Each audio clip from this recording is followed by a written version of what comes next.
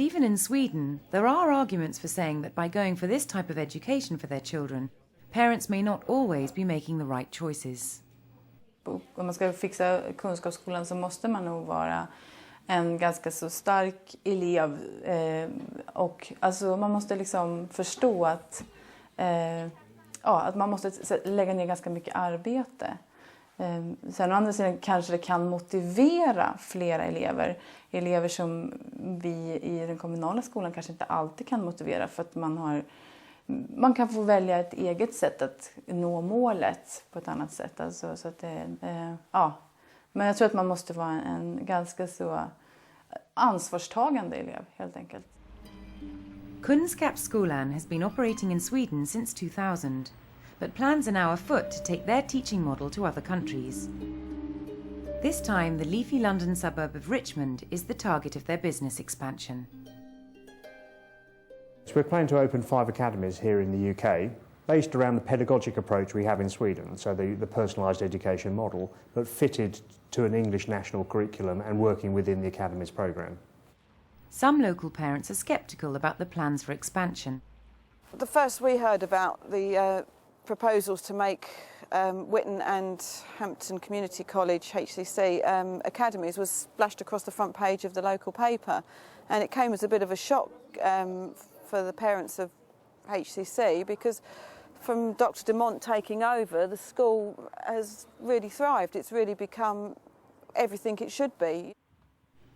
And parent and businessman Kevin Rice is worried about their credentials. The situation with Kunskapsskolan is that they have never taught in England. They've no experience of the GCSE system. The Swedish system will require major changes to the way the school runs. The children will adopt new systems of learning and very much based on self-motivation. They have a system called personalised learning, and the question must be whether children from the age of 11 upwards can actually produce the necessary application to make that work. My thinking is, at the moment, it's a bit like Willy Wonka's chocolate factory. Kids are going to go in, stuff's going to go on like Oompa Loompas, we're not going to know what's going to happen, and then they're going to come out the other end, and by then, whatever the result is, it's too late to do anything about it. In the Stockholm suburb of Nacka, John Baumber heads Kunskapsskolan's Specialist Science College. As a former English head, they're using his experience to find ways of bringing Swedish curriculum ideas to Richmond. If I look at the 2 different models now, I can see what we're proposing looks like a Kunskapsskola but hits all the targets within the UK system. The stage we've reached is that we've been and looked at every bit of good practice we can find in every aspect of British education, because there's much in England which is better than Sweden. You know, there's been a huge pedagogical movement and investment in the UK that we want to draw on. Our idea is not to have a kind of flat pack school that we bring from Sweden to England and put together here. It's about bringing the best ideas from Sweden and combining those with the excellent practice that's already here to create a new model for England. But the free school system in Sweden rests on parental choice driven by an oversupply of places, and Jane Witham is concerned that this element of choice will not be accompanying Kunskapsskolan to the UK. The nearest school to HCC is Whitton, and that's going to be an academy as well. When you live on the edge of a borough, you don't really have much choice as to where your child goes to school. It's basically decided for you, unless you find religion, go out of the borough, go private. You know, to go to your local comprehensive, you don't have much of a choice. Kunskapsskolan, förutom inlärning, och för att Yes, if you want the Swedish education, go for it. Put your child in the Swedish education. Why they don't find a plot of land, build a school, and start from scratch, and have everything they want, you know, that would be a much better idea. And then you could send your child there if that's what you wanted. Back in Sweden, Kunskapsskolan is just one of many different types of free schools that exist in the state sector. But there is a cost attached to this level of choice. the local municipal schools are obliged to offer a place to every student in case parents choose to withdraw them from a free school, thereby creating the crucial element of oversupply in Swedish schools, which some argue is a waste of resources. So you can start right away. It says content. The content is what the text is about. The argued benefit is that the existence of free schools stimulates competition across the board, which is supposed to help raise the quality of education for all. I think the success of free schools has given us a bit more pressure because, well, even if we don't want it, I think there is a sort of competition and we can see pupils as clients. So at the end of the day, when we don't have any pupils, we teachers don't have a job either. So we have to think of the pupils' interest the whole time. Vi behöver konkurrens. Vi behöver någon som ifrågasätter lite grann vad håller ni på med och vad gör ni? Vad händer med pengarna? I think personally that the existence of free school has made us working in public school to improve all the time. And here in Nyköping, we have decided that we are going to develop our schools to be known as being the best public schools in all of Sweden. And the same applies back in Nacka, where it appears that the policy of allowing parents to choose free schools has led the other local schools to thrive.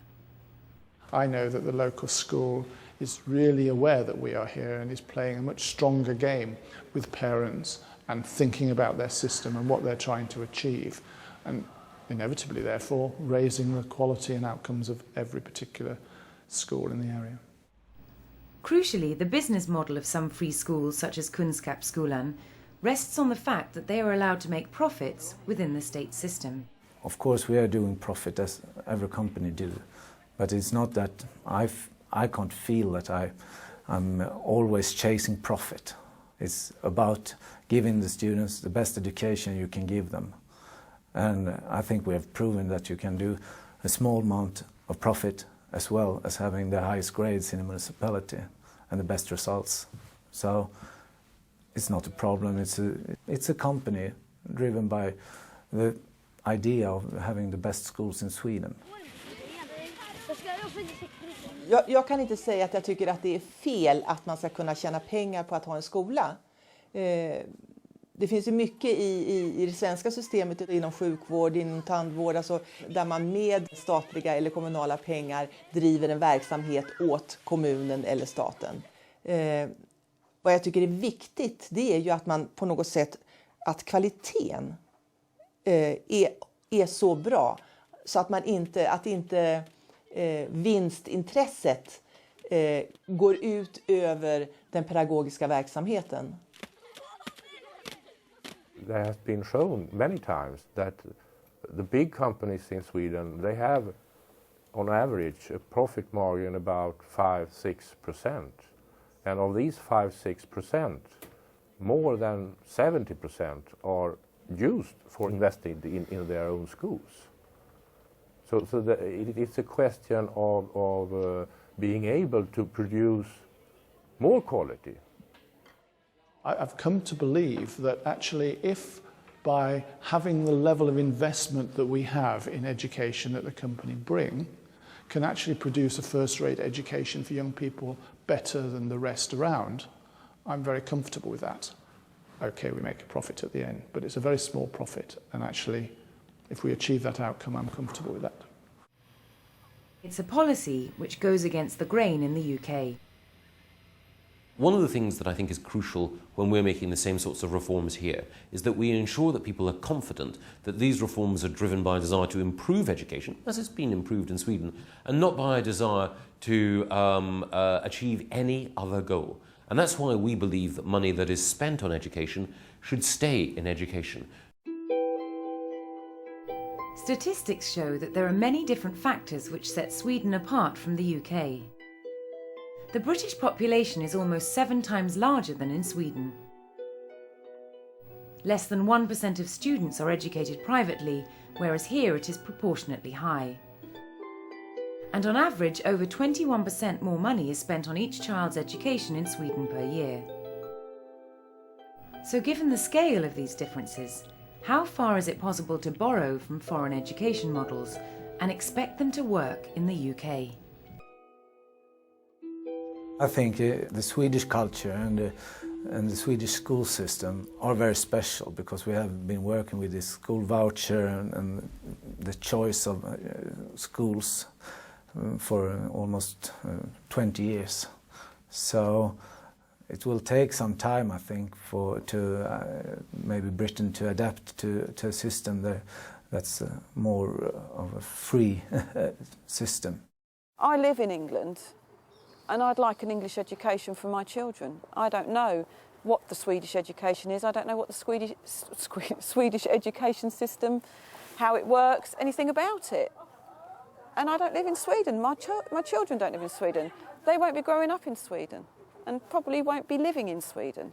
My view on taking foreign models from other countries is very simple. Politicians who have anything to do with education should be banned from visiting foreign countries and bringing back their education ideas into this country. They may work in a different context in Germany or in Sweden or in Japan or in Korea, but that doesn't mean they're going to work in England. We actually have a very good education system here, and I'd like to hear a bit more praise for what we do well, a bit more trumpeting of the good things that happen in this country, which when I go to international conferences, I hear being praised by people from other countries. Perhaps they are in the business of pinching our ideas, not the other way around. We're not talking about taking something from the further reaches of the Wild West. We're talking about a civilized Northern European country with higher levels of child welfare than our own, a country from whom we can learn a great deal. Of course, you can't identically mimic everything that happens in Sweden here, but I think it's a very sort of blinkered sense of narrow nationalism that would suggest that we can't learn from a country like Sweden or like Finland. This Swedish model for education is currently only being proposed in small part by the Conservatives, with any independent providers having to operate under the existing Academies programme without any profit incentive. No matter who's in charge of state education, it is likely that elements of the Swedish education model will remain firmly on the agenda in the UK. But the daunting cost of funding the oversupply of places means that full-scale implementation of a Swedish-style supply-side revolution is unlikely for a while to come.